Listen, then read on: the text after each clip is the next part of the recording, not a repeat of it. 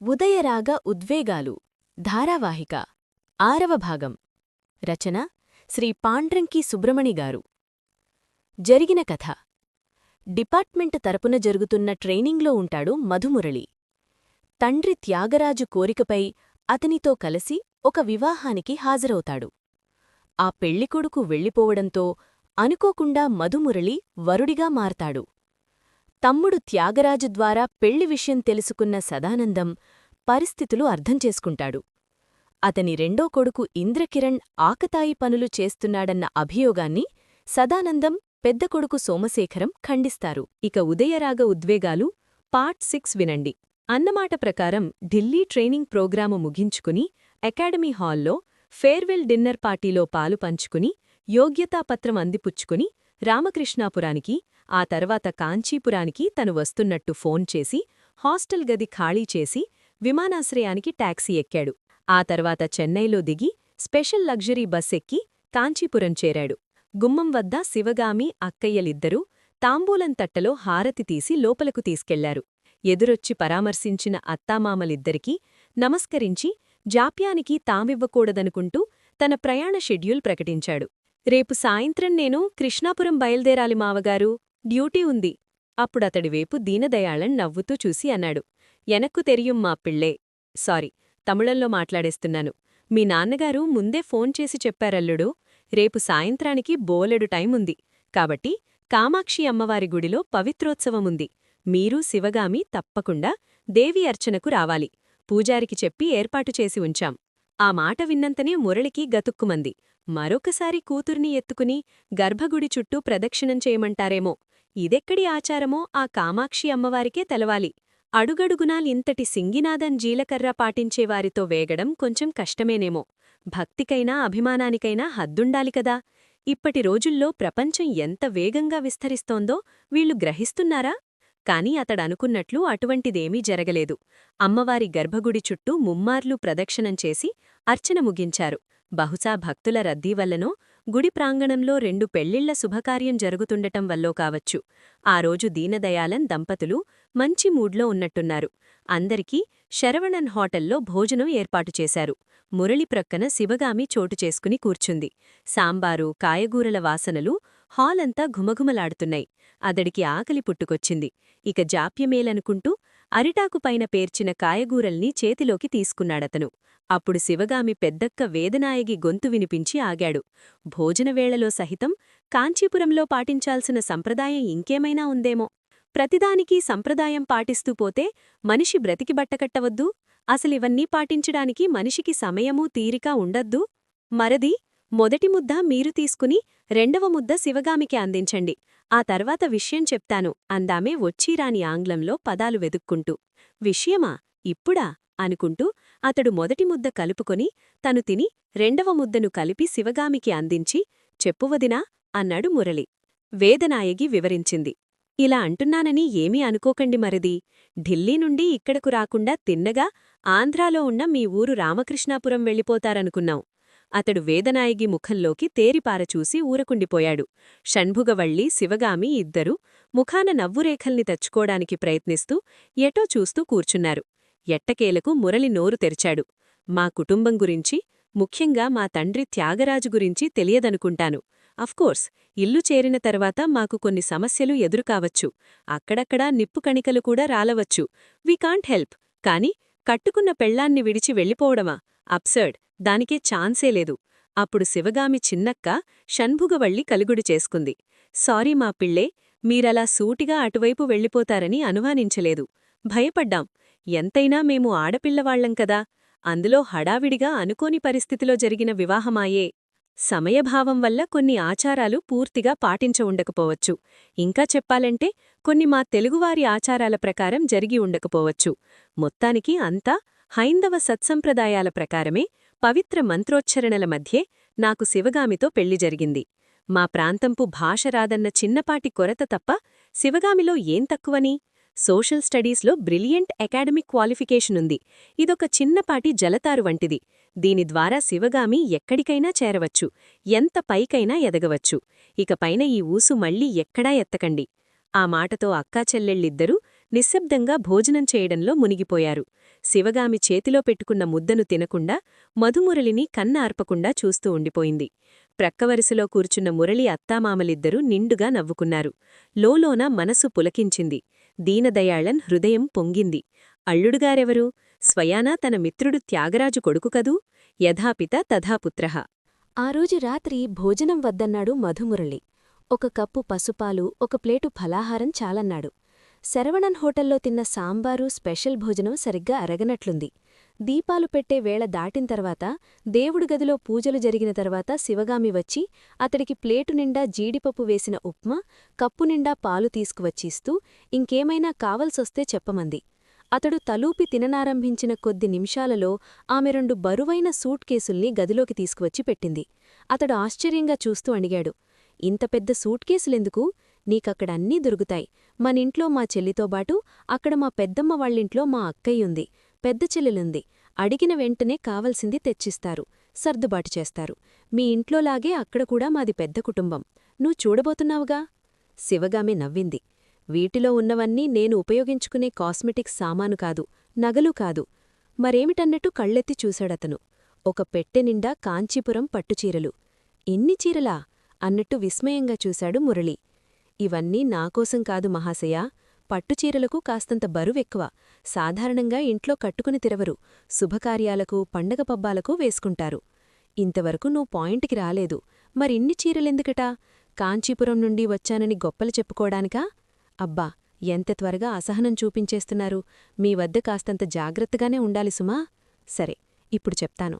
మా అత్తగారికొకటి, మా ఆడపుడుచుకొకటి, పెద్దత్తయ్యగారికొకటి, మాధవపురంలో ఉన్న మరొక పెద్దత్తయ్యగారికి మరొకటి. ఓకే? ఏమిటోకే? No okay. అక్కడ మా పెద్దమ్మగారింట్లో పెళ్లైన అక్కయ్య, మరొక చెల్లెలు కూడా ఉంది. వాళ్లకు మొండిచేయి చూపించి తతిమ్మ వాళ్లకు చీనీచీనంబరాలిస్తావా? వాళ్లందరికూ చిరాక్ కలిగిస్తావా? ఇదంతా నన్ను ముందే అడగద్దు? మురళినోట ఆ మాట విన్న శివగామి వెంటనే సర్దుబాటుకు దిగింది. Sorry, really sorry. నిజంగా మీకు పెళ్లైన అక్కయ్య, మరొక చెల్లెలు ఉన్నారన్నది నాకు తెలీదు. మన పెళ్లి విచిత్రంగా అనుకోని రీతిన జరిగిందిగా. అంచేత వాళ్ల గురించి తెలుసుకునే అవకాశం లేకుండా పోయింది. కానీ నథింగ్ టు వరీ. ఎందుకైనా మంచిదని 3 పట్టుచీరలు అదనంగా మీ అత్తామామలకు కొనుంచమని చెప్పాను. అదీనూ ఎక్స్పోర్ట్ క్వాలిటీవి. అంచేత అక్కడకు చేరిన తర్వాత వాళ్ల స్కిన్ టోన్కి తగిన చీర కలర్ని వాళ్లు ఎంపిక చేసుకోవచ్చు. ఇప్పుడోకేనా? డబుల్ ఓకే అంటూ మురళి శివగామి ముందుచూపుకు ముచ్చటపడుతూ ఖాళీ ప్లేటుని ప్రక్కన పడేసి వేగంగా ఆమె వేపు దూసుకువచ్చి ఎందుకో చప్పున ఆగిపోయాడు. ఆమె నవ్వుతూ గది తలుపు దగ్గర చీరవేసి అంది.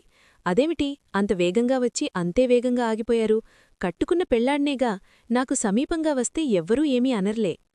ఆగిపోయింది సంకోచం వల్ల కాదు. పెళ్లిరోజు మీ అంకల్గారు నాకొక వార్నింగ్ ఇచ్చి వెళ్లారు. నీతో మరీ క్లోజ్గా వరసుకుని మెసలకూడదని. ఆమె కళ్ళు పెద్దవి చేసుకుని చూసింది. అంకల్గారలా అన్నారా? నువ్వు మరీ నోయే. శాశ్వతంగా నీ నుండి దూరంగా ఉండమనలేదు. మీ వాళ్లకేదో తరతరాలనాటి సంప్రదాయం ఉన్నట్లుంది.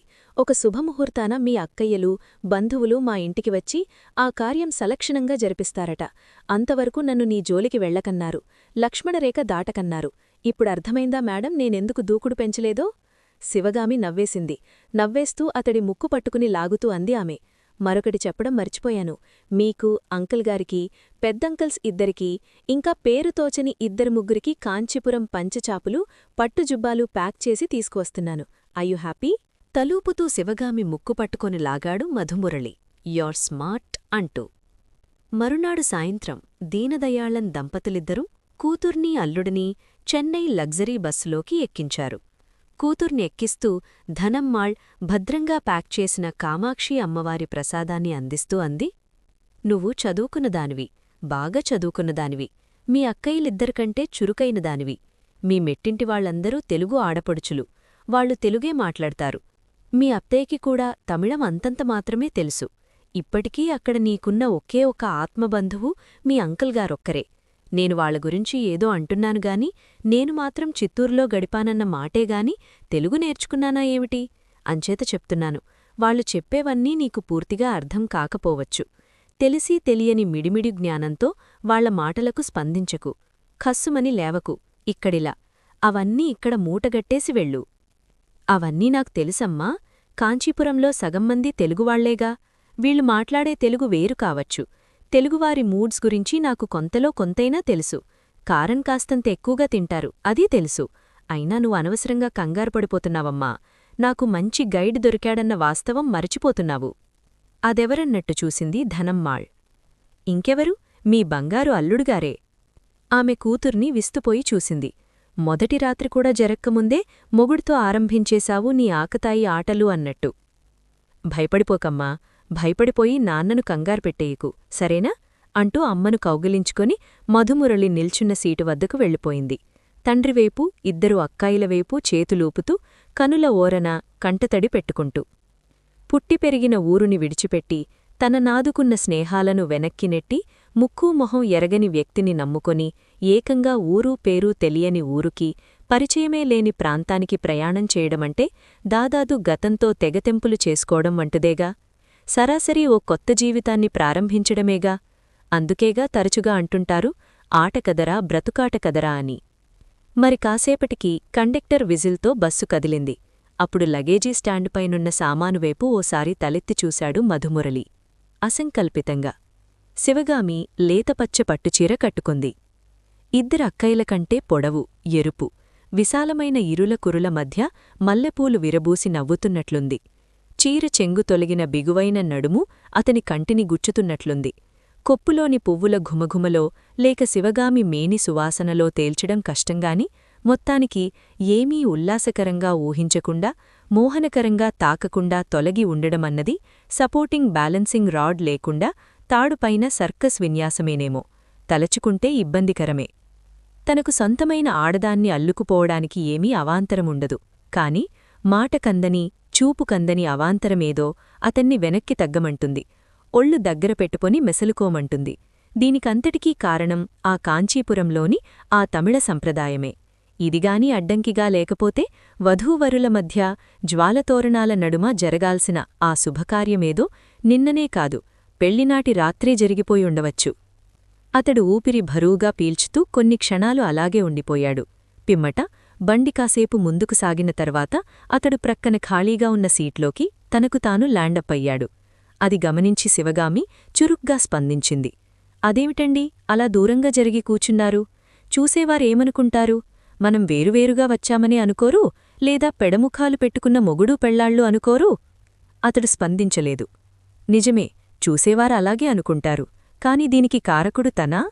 వీళ్ల కాంచీపురం ప్రాచీన తమిళ సంప్రదాయం కదూ కారణం.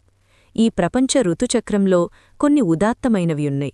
వాటిలో ఒకటి సహజ స్త్రీ-పురుషుల సంగమం.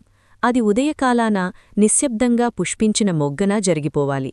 ప్రణయరాగ గుసగుసలాంటరించుకోవాలి. అటువంటి సుందర మనోహర క్షణానికి అంతటి బాహాటంగా దండోరా వేయించుకోవాలా? అతడు వెంటనే ఆలోచనల నుండి తేరుకుంటూ తనను తాను సర్దుకుంటూ అన్నాడు.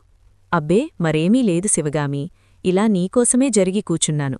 నువ్వు కాసేపటికి బండి కుదుపులకు కనురెప్పలు మూతలుపడి ఇటువేపు చీర వడవచ్చుగదా, అందుకని నీకు సౌకర్యవంతంగా కంఫర్టబుల్గా ఉండటానికని. ఆమె నివ్వెరపాటికి లోనైనట్టు చూసింది. అలా చురుగ్గా చూస్తూ వెక్కిరింపుగా అంది. అవును, అలసట ముంచుకొచ్చి కళ్ళు మూతలుపడి మీవేపు ఒరిగి చీరబడవచ్చు. So what? అతడి వద్ద జవాబులేదు. అవును, వాస్తవమే. కట్టుకున్న భార్య తనపైన ఒరిగి వాలితే అదొక నవరస సమ్మేళిత అద్భుత సన్నివేశమే, అరుదైన ఆనంద తాండవమే. కాని ఒకసారి తీగమీద పడితే అందులోనుంచి విద్యుత్ తనువంతట ఆవహించదు. అయినా ఆడవాళ్ల తీరే అంతా. మగాళ్ల అవస్థ గురించి తలపోయరు. ఇక చేసేది లేక మధుమురళి శివగామి ప్రక్కకు వెళ్లి కూర్చున్నాడు పొందికగా. శివగామి ఒలిచి అందించిన బత్తాయి తొనలు నోట్లో వేసుకుని తినసాగాడు. అప్పటికతడికి వేరే ప్రత్యామ్నాయం గోచరించలేదు.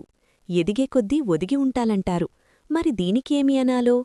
యవ్వనవతి సరసలముంటే సర్వజాగ్రత్తలు తీసుకుంటూ నలుగురి కంటబడకుండా హంగామాకు దూరంగా ఉండాలంటారేమో. మరి కాసేపటికి బస్సులో పవర్ లైట్లు ఆర్పి డిమ్ లైట్లు ఆన్ చేశారు. బస్సు మరికొంత దూరం సాగిన తర్వాత తనూహించినట్లే బస్సు కుదుపులకు ఊగుతూ జోగుతూ కనురెప్పల్ని మూసుకోకుండా ఉండటానికి ప్రయత్నిస్తూనే శివగామి మురళివేపు ఒరిగింది. శివగామి సొగసులు చిమ్మే అందాల మేని నుండి యవ్వన పూదోటను తాకుతూ వీచే సౌగంధం అతణ్ణి ముప్పిరిగొన్నాయి. ఓ విధమైన మృదువైన మత్తు తనువంతా ఆవహించింది. అతడికి తెలియకుండానే అతడి కుడిచెయ్యి ఆమె నునుపైన పొత్తికడుపుపైకి సాగింది. బలంగా తనపైకి లాక్కోవాలన్న కోరికల అల ఉవ్వెత్తున లేచిన నదిలా పొంగింది. కాని ఆపుకున్నాడు. జ్వలించే నవయవ్వనం పౌర్ణమి రాత్రిలా చల్లగా కదలికలేని నావలా ఉండమంటే ఎలాగుంటుంది? ఈ మధ్య నలువైపులా అతడికి గులాబీముండ్ల వంటి సమస్యలే అడుగడుగునా ఎదురవుతున్నాయి. అక్కడేమో అకాడమీ ట్రైనింగ్ హాలులో ఇరువైపులా కూచున్న యవ్వనవతులైన గుమ్మట్టాల్లాంటి పంజాబీ బెంగాలీ లేడీ ఆఫీసర్లు ఓరచూపులతో మనోయవ్వన మధురిమలు చిమ్ముతూ ఉక్కిరిబిక్కిరి చేశారు. కోరల్లా తాకే మోహపు కోర్కల నుండి తప్పుకోవడానికి పడరాని అవస్థలు పడ్డాడు తను. ఇక్కడేమో తన సొంత ఆడదానిని అక్కున చీర్చుకోలేని నిస్సహాయ స్థితి.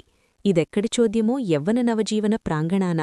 అతడలా ఆలోచనల మధ్య కొట్టుమిట్టాడుతూ కుడిచేతిని వెనక్కి లాక్కోవాలనుకుంటున్నప్పుడు శివగామి కనురెప్పలు విప్పకుండానే అతడి చేతిని పొత్తికడుపుకే అదుముకుంది. మధుమురళీకి ఉన్నప్పునాడు కాంచీపురం అత్తామామలిద్దరూ వదినెలూ గుస్తుకొచ్చారు. ఆచారాలను అక్షరాలా పాటిస్తారు అక్కడివాళ్లు. లేకపోతే అల్లుళ్లను గుమ్మట్టాల్లాంటి పెళ్లాలను అంతమంది ఎదుట చంటిపిల్లల్లా ఎత్తుకోమంటారా? ఎత్తుకుని గర్భగుడి చుట్టూ తిప్పమంటారా? తన సంగతి వేరు. తనది వ్యాయామ శరీరం. శివగామి అక్కయ్యల భర్తలిద్దరూ పెళ్లాలను ఎత్తుకోవడానికి ఎంతలా ఊపిరి బిగబట్టారో తను చూడలేదూ? సింగినాదం జీలకర వంటి ఆచారాలను పాటించడంలో కాంచీపురం ఆసామీలందరూ జేజేమల్లాగే ఉన్నారు. కొత్తగా పెళ్లి చేసుకున్న వధూవరుల్ని కలపడానికి, శోభనం జరిపించడానికి ఏదో పుణ్యముహూర్తం చూసి కొన్ని వందల మైళ్ల దూరం నుండి రామకృష్ణాపురం వస్తారట. ఇంకా నయం, కుటుంబమంతా డోలు కొట్టుకుని అంబారీ వేసుకుని వస్తామనలేదు. దీనికి వత్తాసుగా తన పితృడు త్యాగరాజుగారొకరు. వాళ్లతో చేరిపోయారు. మధుమురళి మెల్లగా వింతైన సువాసనలు వెదజల్లే శివగామి శరీరం నుండి చూపుని చేతిని ఒకేసారి లాక్కున్నాడు, కరెంటు వైరు నుండి తొలగినట్టు. ఇంకా ఉంది. ఉదయరాగ ఉద్వేగాలు పార్ట్ 7 త్వరలో.